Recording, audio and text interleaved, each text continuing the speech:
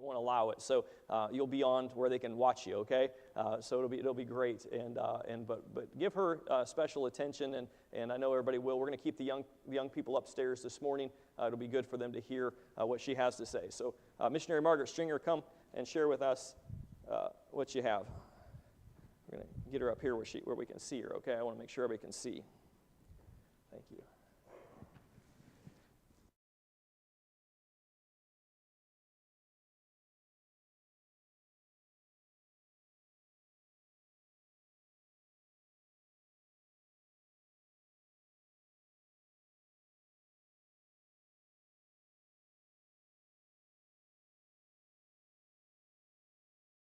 Am I on? Yeah, okay. Technology is good if you use it. But I'm going to be telling you some things that some of you already know. So would you just pretend like you've never heard it? Smile if I say something funny. I've never heard that before. But because of some of the people here who have never met me, and I'm going to share some of the testimony that you have never heard before. And I am Margret Stringer, and I grew up in South Carolina on a farm, milked a cow till I went to college. That's why I went to college. Get away from milking the cow. I didn't mind milking the cow. It was just so inconvenient. At the times, you go out there in the late evening and you want to do something and you got to get that cow milked and the cow's not there. So what do you do with a cow? You just come up to the barn. The cow's not there. The cow has gotten out through the fence. We always knew where the cow was. It was in the neighbor's cornfield. And so we had to go hunt the stupid cow and get it back over there and then milk it. And of course, your evening's all gone by then. But the Lord was good. I was the fourth of 6 children, and the maladjusted middle child. My father died when I was 8 years old, and so my mom had to go to work, and we sort of raised ourselves. We spent a lot of time just doing that. Well, of course, we had our jobs we had to do. We had a garden, and in the summertime, pick blackberries and get chiggers. But I was 11 years old when I got saved, and I was in a church that we have revival once a year. And people would get saved and get baptized. And nobody got saved until the next year. So I thought you couldn't get saved except at revival. So we had a preacher there, and he was preaching, and the Lord was really convicting me from the very beginning. And I was just getting scareder and scareder because revival was coming to the end, and here I am. I thought, okay, we're going to have to wait till next year if I didn't get saved. And so the last night of the revival, I got so scared because I thought, what if I die before next year? And so the last night of the revival, I did go forward, and my Sunday school teacher took me off into one of the rooms and talked with me, and I was 11 years old. And when I was I was in church, we never saw a missionary. We didn't have missionaries come, so I never seen one. But my pastor's wife was giving me books to read, and all these books were about missionaries: Hudson Taylor, Adoniram Judson, Mary Slessor. So I was reading all these books about missionaries, although I'd never seen a missionary. And so when I was 12 years old, I went forward in that church and told them God called me to be a missionary, and nobody took me serious. I know that because later they told me so, because I'd never seen a missionary. And, you're not going to be a missionary. You're a country girl. You don't know how to be a missionary. And being a missionary was impossible. How am I going to go to Bible school? No money. Out in the country. Can't get a job. Can't get a car. So there's no way. It's not going to happen. But I was in a high school, and I would beg God. I would cry myself to sleep begging God, please let me be a missionary. If you'll just let me be a missionary, I'll go anywhere. I'll do anything. Please, please let me be a missionary. And it's impossible. It's not going to happen. And I just wanted to be, nobody, I'm sure no missionary has gone to the field that wanted to do it any less than I did. I wanted to be a missionary and just begged God, please. I daydreamed about being a missionary. And it just seemed it was not going to happen. But I got out of high school, and my mom, she wouldn't let me talk about it. She said, she forbade me to talk about it. She says, I get you through high school and you're on your own. She meant it. I graduated Thursday. The next Thursday, she moved me over into the big city of Greenville. I'd never been to town by myself. And here I am.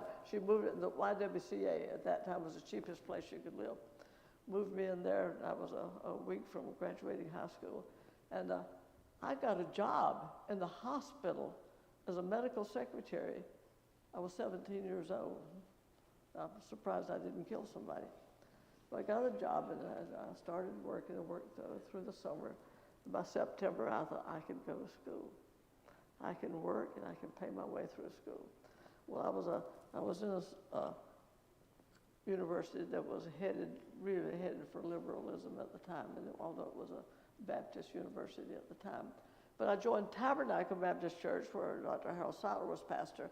And I tell people I became an independent Baptist by mistake. I don't know about Baptist. You're a Baptist or a Catholic or something like that. And I just thought Baptist was Baptist, and I was Southern Baptist.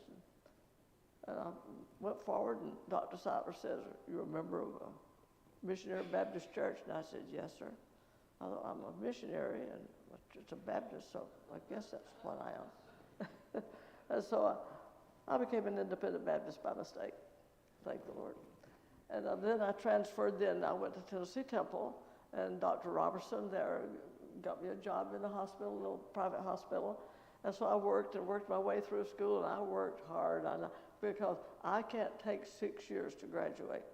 So I went to school full time and worked full time, and because I was getting old, you know, my life is getting away from me. I've got to get to the mission field. And I applied to the mission board, and I thought they'll never let me go. I don't fit the profile for what a missionary ought to be, you know, a country girl. And lo and behold, they accepted me. And I memorized that letter, you know, I memorized it, accepted. And I was so excited, I'm accepted. That's when I graduated and started raising my support and got it in a year.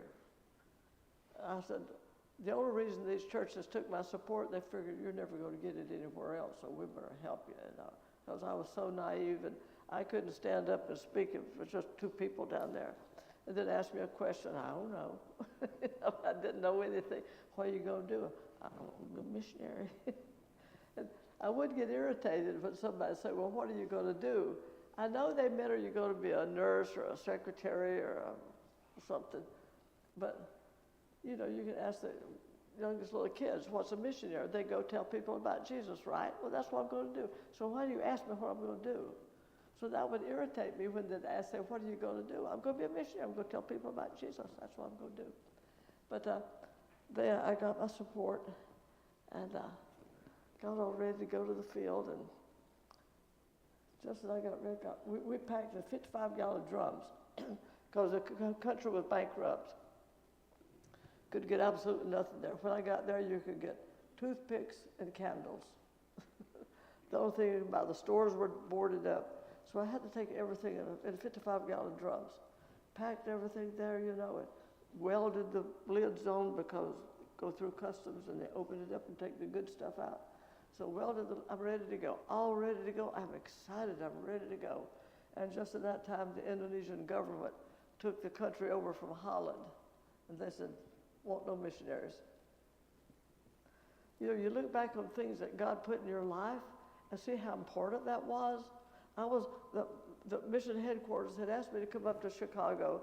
They said, we don't know what's going to happen about your visa, so come to Chicago and work in the office. And I didn't want to go to the office. I mean, I want to go to the field. I'm ready to go. Let me go. And I went up to Chicago, and I got there on a Saturday, went to church with a friend of mine, and she went to teach a kids class, and I went in the adult class, and I introduced myself, and the teacher said, oh, by the way, did you know your visa was rejected? No, I mean, it hit me like, when we got in church, I said, Bonnie, you know anything about my visa being rejected? She said, who told you? The word had come on Friday that the Indonesian government didn't want any more missionaries, so the visa was rejected, and they were going to break the news gently to me on Monday morning. And he blabbered it out in Sunday school. And I was from up here, I was way down here, you know. I'm all ready to go. Well, the mission started talking to me about, you know, speaking of going to another field. No, God called me to what was then New Guinea. God called me to New Guinea. No question in my mind, I know that's where I'm supposed to go. And they said, well, if God called you there, you'd be there. That made sense, didn't it? Well, the general director, he told me, you know, Paul, you know, he wanted to go to Bithynia. Oh, yeah, okay. Got a letter from Dr. Robertson. Margret, you know, Paul wanted to go to Bithynia. Got a letter from my pastor, Dr. Sattler. Paul wanted to go to Bithynia. And I wanted to scream, I don't want to go to Bithynia. I don't want to go to Bithynia. And I was very confused. For 3 months, I think I cried every day. And the missionaries over there were trying to get the government to reconsider. We'd get word, no, we're not going to reconsider. The mission was trying to get me to go to Taiwan, and I was not a bit interested. We'd get in a prayer meeting, and I'm okay until somebody said the word visa. Then I heard somebody say, there she goes again. And I was terribly confused because I thought I'm absolutely sure, no question, that this is where I'm supposed to go. Another says you're not going to go. How would I ever know if I go here? How will I ever know if that's God's will? Because I'm so positive, absolutely positive. So how will I ever know God's will? And I was up in my room, about 3 months later, and I was up in my room, and I had the Moody radio station. They were playing my favorite missionary song, So Send I You. And that verse that says, so send I you to leave your life's ambition. Well, first of all, mission had given me all these brochures on Taiwan, and I ripped them all up, threw them in the trash, and I'm going to Taiwan. I'm going to New Guinea. And I was listening to that song, and it hit me so hard. To leave your life's ambition. My ambition was to be a missionary. I'd never wanted to be anything else. I had the biggest struggle of my life that night. And finally, I was crying. I said, Lord, I want to go. I will always want to go. But if you don't want me to go, don't let me go. Don't let me get out of your will. But I will always want to go. But I want what you want. And I went to sleep. Next morning, I went into work, and you older people will know what a cable is. You younger people, it's kind of like a text message. And the candidate secretary walked back to my desk, and he laid this cable on my desk. It says, Stringer visa being reconsidered. Oh, I got excited. He said, don't get excited. Do not get excited. He said, you don't know these countries. You don't get excited until it's stamped in your passport. This is good news, but you get, okay, I'll settle down. Well, about 2 weeks later, he came back. Everybody in the office was waiting for the explosion. Put this cable on my desk that says Stringer visa granted. I said, thank you. Went back to work. They were waiting for the explosion. It wasn't in my passport, right? Did you see it in my passport? That's what he told me, put in the passport. And so I just didn't react. About 15 minutes later, I thought, that thing said granted. That thing said granted. And then I exploded. I gave him about a 2-minute notice that I was leaving. And the general director called me in, and he says, Paul wanted to go to Bithynia. And I thought, oh no, here we go again. Paul wants to go to Bithynia. Well, he went to Macedonia. Was he in God's will? Yes. No question. Well, let's look what happened to him. He was in jail, being beaten up, and all this sort of stuff. And he said, we don't know what's going to happen. Your visa is granted for 1 year. You may be there 1 year. And you may, the health situation as far as your health is concerned is not good. You could be home.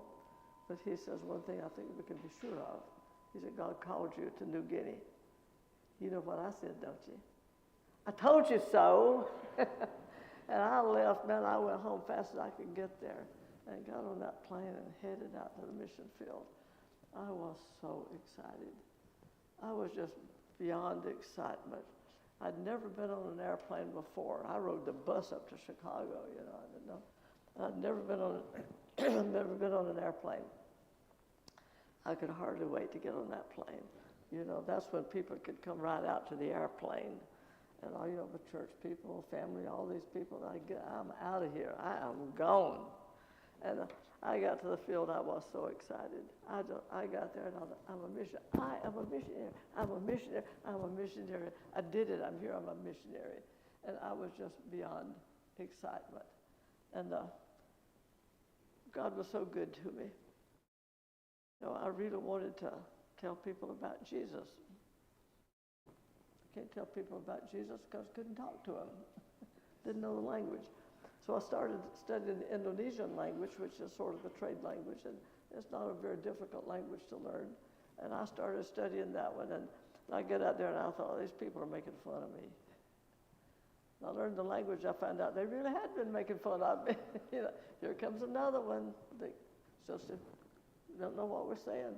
And but I was so anxious to learn the language and start telling people about Jesus. And that's why they asked me to work in the mission office for a year. I did not want to do that. I want to get down there in the jungle, but I did it.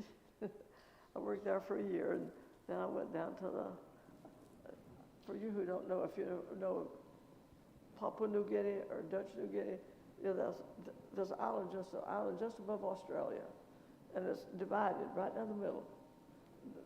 This is Papua New Guinea.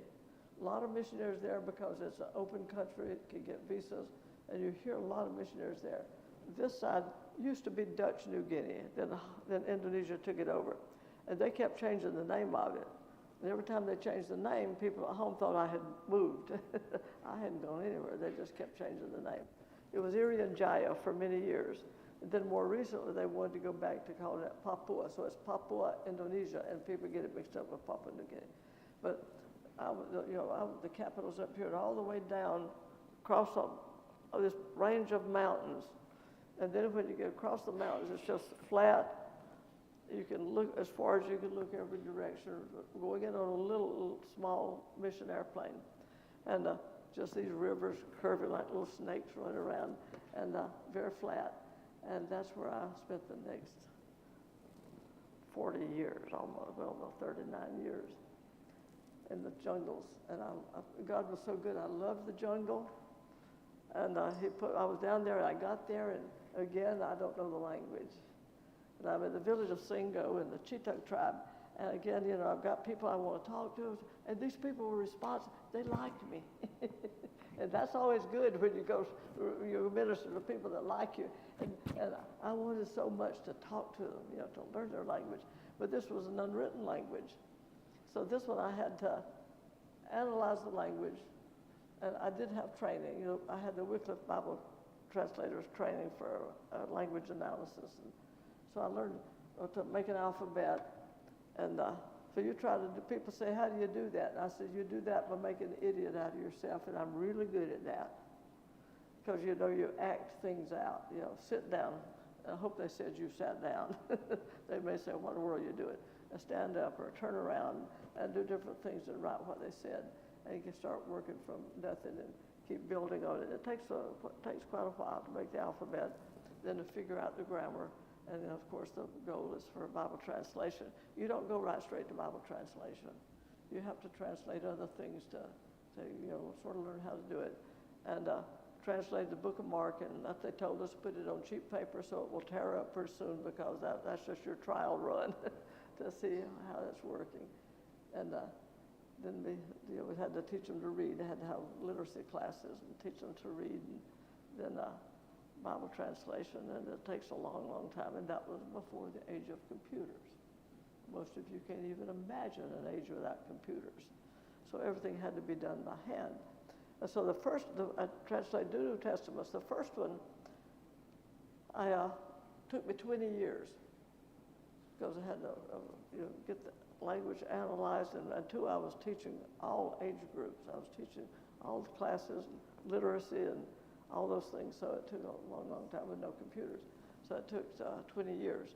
Then I did the second New Testament, because we're right on the edge of a language change. The Chitak people had been living down on this river, and every time rainy season, they would flood. And if you want crocodiles swimming around under your house, that's fine, but they wanted to move. So they moved up here to higher ground. It made them right on the edge of a language change. So we translated she took New Testament and had a big thing of dedicating the New Testament. So the Tom Needham people said, where's our New Testament?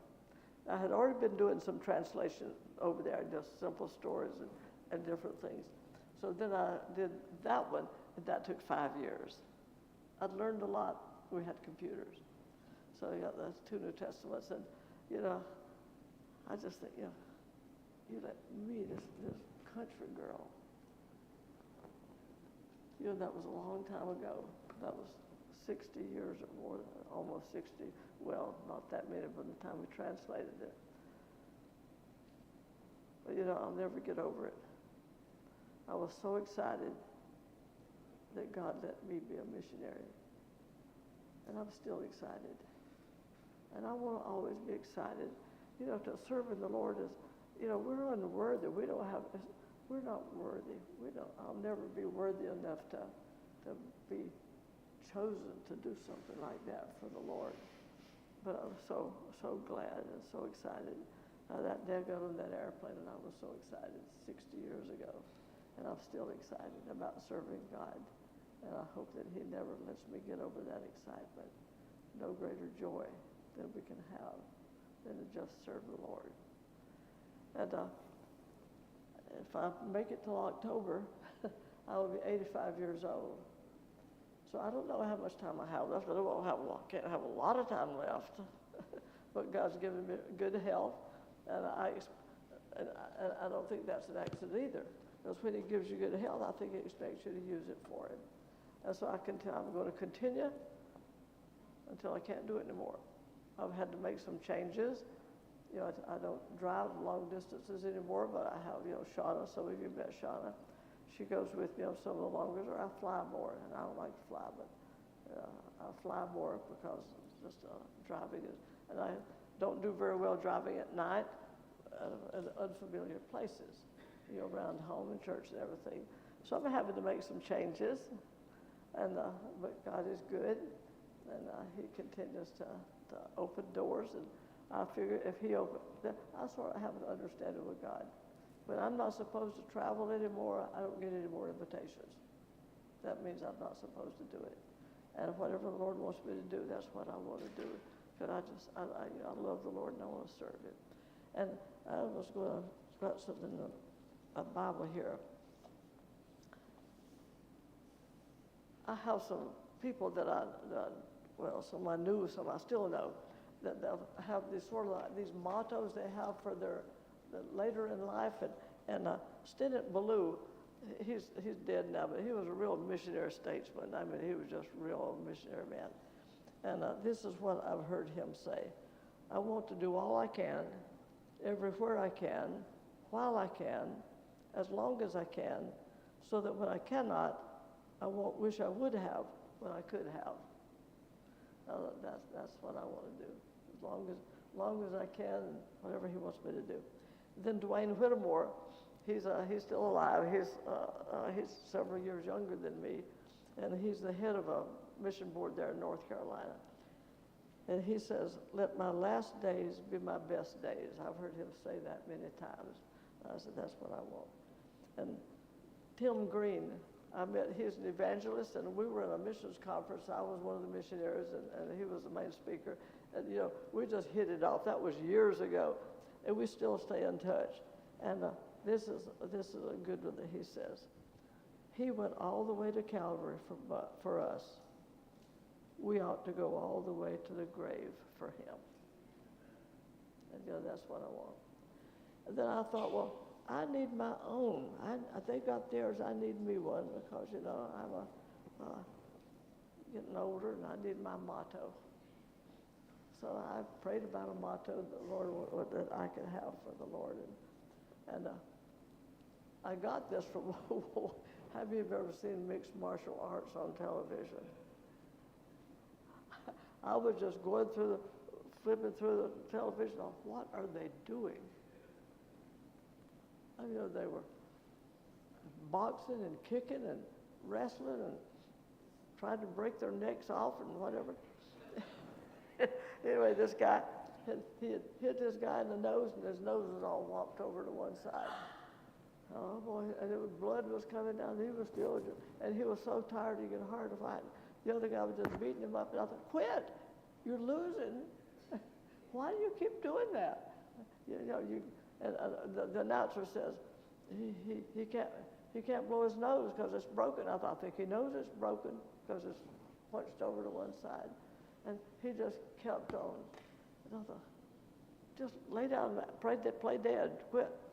Well, finally the bell rang and it was all over, and he just collapsed onto the canvas. And the announcer says, he left it all in the ring. I thought, that's me. So my motto is, when I die, or Jesus comes, whichever comes first, I don't want anything left over. I want to have given all to him. And that's my goal. I want God to have it all because he's worthy. You know, like I said, none of us are worthy to serve him. You know, we're nothing. But the fact that he lets us and allows us the privilege of doing something for him. And I just want to die loving the Lord, and I want to die serving the Lord, and I want to serve him till I die. And thank you folks. You folks are so good to me, and I appreciate all of you, and just love being here with you, and thank you for that.